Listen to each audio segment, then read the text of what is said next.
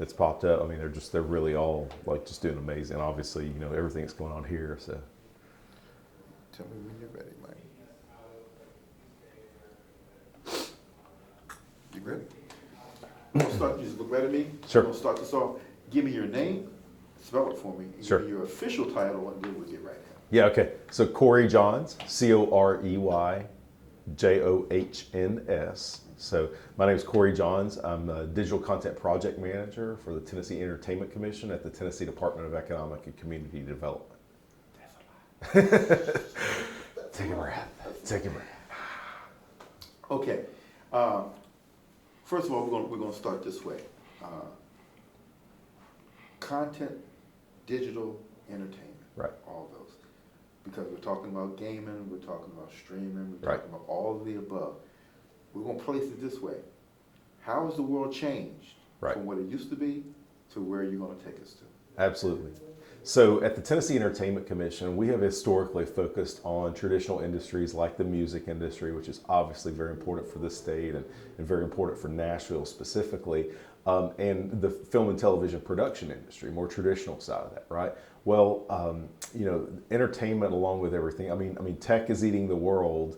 But if tech is eating the world, really entertainment content is the appetizer. That's where it starts, right? So you think about new technologies and how consumers adopt those for the first time. It's almost entirely entertainment driven, right? So you think about, everything from Napster originally disrupting the music industry, which gave birth to, iTunes and the Apple Store, right? You think about the iPhone, right? The first iPhone didn't even have the App Store. It was just a piece of equipment that you can make a call and listen to your music on, right?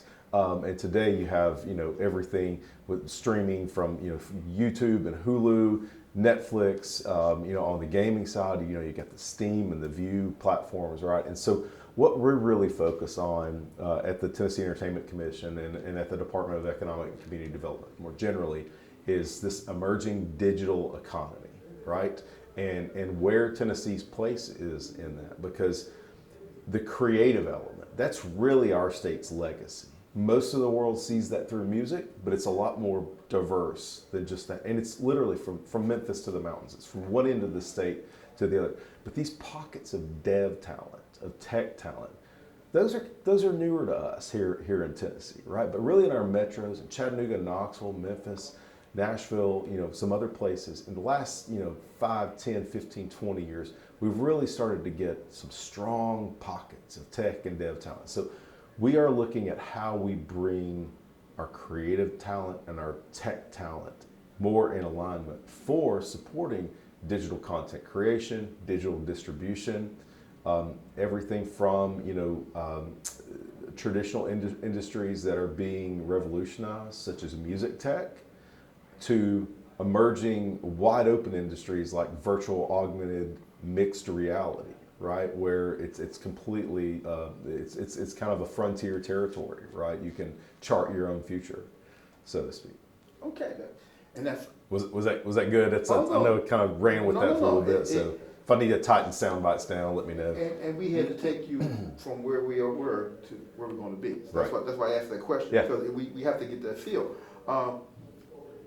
Drilling down a little bit on the day, Yeah. we're here for the whole gaming side. Right. Tell me about gaming and how that fits into what you just told me. Yeah, so if you look at the video game development industry now, it's bigger than Hollywood, right? It's actually, I've heard this, it's bigger than Hollywood and 4 of the major league sports combined, right? So, a lot of that is, rise in mobile casual along with the traditional console base and, the new mediums that, virtual reality content have led to, right? So, this is a tremendous growing industry, right? And in years past, there would have been good reasons why these industries, needed to be in certain locations, primarily on the coast, right? Well, the tech landscape is flat, and here in Chattanooga, it's actually, that one leg has been sawed off a little bit, and it sort of actually leans in our direction because of the infrastructure, right? So North America's first, gigabit over fiber, community-wide internet infrastructure, now 10 gig availability to every home, every business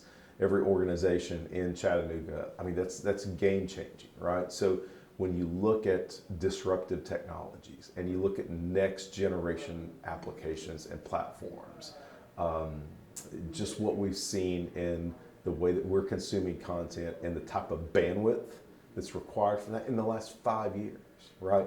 And then now we have, on the wireless side, 5G that's coming, right? And so it's only going to continue to escalate, right?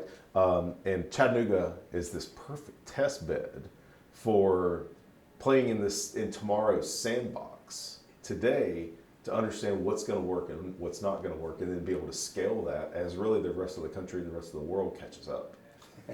So true, so true. And the other side of that, what we're really drilling down to is my target audience for this are women 25 to 45. Okay.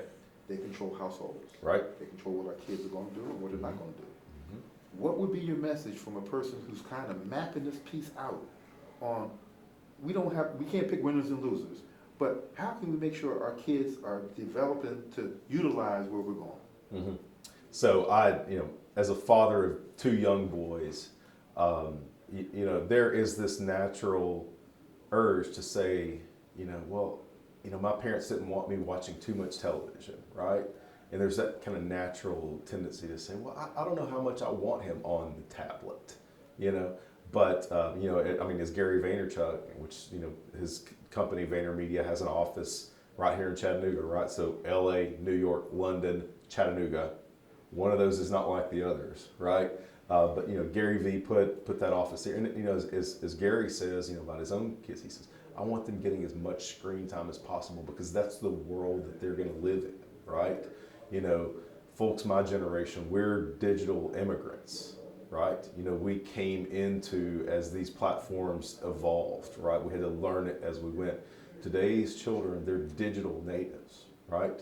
They, my not even 3-year-old, somehow figured out how to completely wipe the data on my iPad. Thank God for the iCloud backup, right?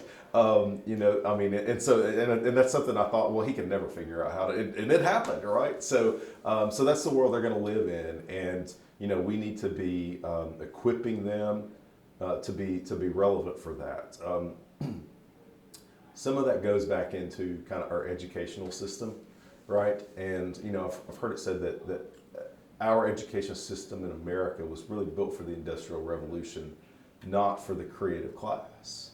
So I think that we're going to see a lot of disruptions in that. But technology and the types of applications and platforms that can be built here in Chattanooga, that can be designed here at a very economically competitive rate here in Tennessee, those are really going to meet students where they are through their devices, to use gaming and gamification, right? To use game methodology strategies for engagement to help them stay involved, continue to work at that problem. Just as, when I was a younger man and I was trying to figure out, how I needed to get to where I needed to be in Zelda, right? To get that next piece of the Triforce, right? That was problem solving, right? Today's gamified and ed tech platforms, that can be no better place in the world to build those than right here in Chattanooga. And in fact, people are doing that. Companies like Thinking Media with Learning Blade, just doing some incredible things on that front.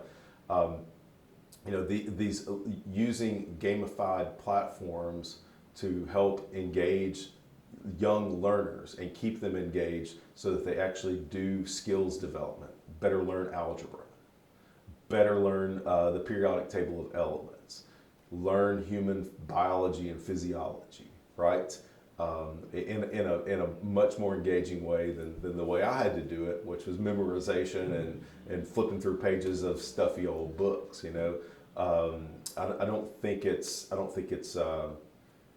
a shortcut. I don't think it's cheating to provide them with tools that make learning engaging, easier, and more fun. I 100% agree.